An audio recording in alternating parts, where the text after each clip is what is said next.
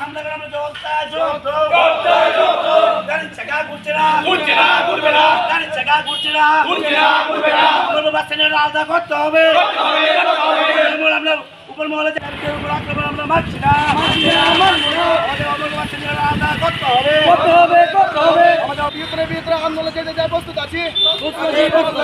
আমাদের দাবি না মানলে ভিতরে 24 ঘন্টার ভিতরে আমাদের দাবি না মানলে আমরা ভিতরে আন্দোলন যেতে প্রস্তুত আছি। মারছি না, আমাদের ড্রাইভারের উপর আক্রমণ আমরা মারছি না।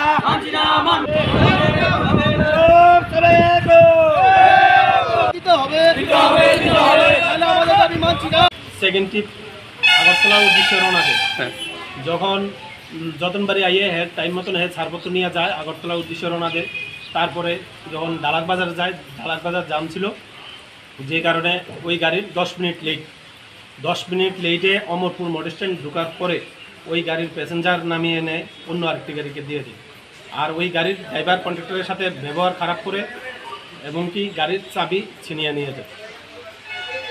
ক্ষুব্ধ রয়েছে বলতে এই মূল কারণ হচ্ছে একটাই, যে অমরপুর কোনো বড় গাড়ি খুবই কম, আর যতনবাড়ি নতুন বাজার পর্বক শিলাচুরি ঘোড়াকাপ্পা গন্ডাছড়া রৈশাবাড়ি গাড়ি বেশি, যে কারণে তাদের ছোট গাড়ি আছে অটো, টমটম, মারুতি, তারপরে কমান্ডার, সাফারি, এইসব গাড়িগুলি তারা বলছে যে প্যাসেঞ্জার পায় না।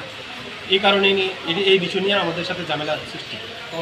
আমরা আরও বড় আন্দোলনে নামবো, আর যদি আমাদের সিন্ডিকেট আলাদা করে দেওয়া না হয় তারপর আমরা রাস্তাঘাট অবরোধ করে দেবো।